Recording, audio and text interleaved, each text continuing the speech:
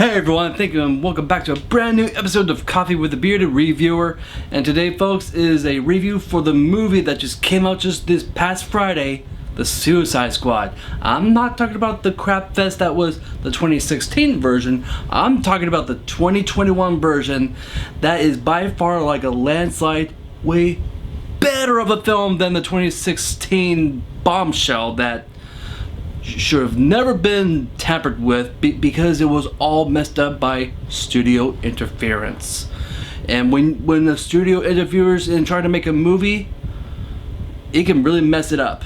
And that you can definitely tell just by looking at that movie. You can even look at Fan Four Stick. Those were movies that were tampered so heavily by studio. But when you give full control by the actual director, you can get either a crappy movie or a phenomenal movie. And this has happened twice already with, the Justice League, the actual Justice League, and the Suicide Squad, because they gave full control to the directors. So this movie just made me more excited that this was going to be a full-on complete vision by James Gunn, the man who brought us Guardians of the Galaxy Volume 1 and 2. So he took C-rank superheroes that I've never heard of before, but he just somehow made them more A-rank heroes. And I was going like, he's going to do the same thing with all the C-list villains in this movie, because I'm like, it's James Gunn. Like, he knows how to make good superhero films, make it feel so grounded. But anyways, with my rant aside, let's get started with today's review of Suicide Squad.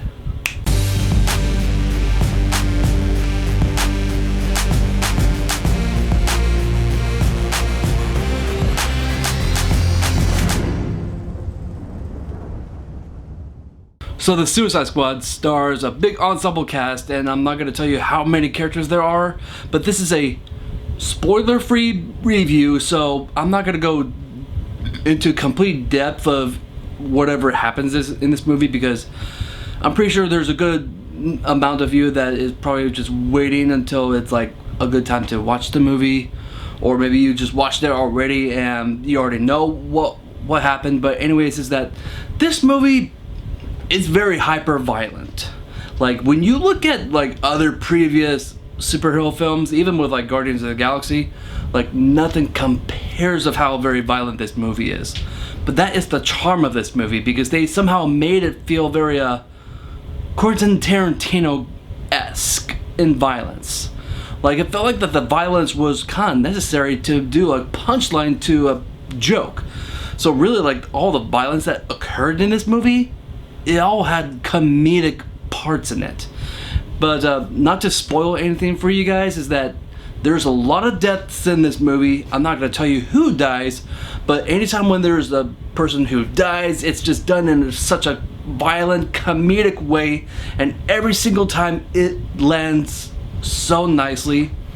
Like, it felt like that they wasted no time showing you that there was high stakes, because one thing I really appreciated what they did with this movie is that right off the bat, in the first 10 minutes of this movie, a lot of people die. I'm not going to tell you who does, but you're all like, oh my gosh, is this really happening? All these characters that were hyped up in the trailers, they're already dead. But you have to understand something, is that this is a movie that was just given full right to James Gunn. For a little bit, he was actually fired by Disney because of a tweet that he did that was about 10 years old back in the time. And they just right at the time when he was fired, DC was like, get that director. He can make good movies. They just got him like that. And he just went all out and just going like, let me do this movie. Just give me whatever characters you want me to work with, and I can just make this movie pure magic. And I tell you what, it is absolute absurd, hyper violent, funny, sentimental blast of a film. Like, it makes the 2016 version look like the worst movie ever made. But there are certain characters that you just get to have more screen time with, such as like Harley Quinn, because of course, like, we already knew that Harley Quinn would survive throughout this entire film, because, like, it's Harley Quinn, it's Margot Robbie, like, she is, like, she's just a big fan favorite in the entire DCEU, so, like, why would you kill her off when you got, like, such a great character that you could do much more character development within the DC extended universe? And so, like, we're not gonna kill her, we already know that. But there's a lot of characters that there is, even, like, such characters such as, like, King Shark. It felt like I was watching just like a Groot rated R version of King Shark. Like, he was voiced by one of my favorite actors of all time, Sylvester freaking Stallone. Rambo, Rocky Balboa. He is, like, so perfect for this role. Like, just the voice, you can still hear that Rocky voice, but for some reason it worked so well with the character of King Shark. And I just absolutely loved how they just made him kind of like this gentle giant, but super violent. And there are a couple characters that you're like, wait, these characters would be considered villains? But there's a few that is kind of acting like superheroes, kind of like anti-heroes, like Wolverines. But either way is that, like, there's a lot of really great character development. I also really liked Ratcatcher 2, and like I said, King Shark, Ratcatcher 2, Harley Quinn, Bloodsport, Peacemaker, and I gotta tell you what, I think that John Cena, he did a really great job being Peacemaker. He just portrayed a character that he was like, I am Peacemaker. I'm all about peace. I have a turret on my head to protect myself from bullets. And, oh yeah, I'll kill anyone, even kids, in the name of peace. Seriously? That's the reason why that you're a villain. But either way, like, John Cena and Margot Robbie, Sylvester Stallone, and even Idris Elba, they were so perfectly casted in this movie. This is just a complete fun-filled movie full of hyper-violence, very gory, very brutal. The comedic timing is on point. Overall, this is just a blast of a film. It's so vibrant. I could not say anything negative about this movie, and just wait until the very climactic fight. You're all like, am I on mushrooms or something? Everything's so vibrant.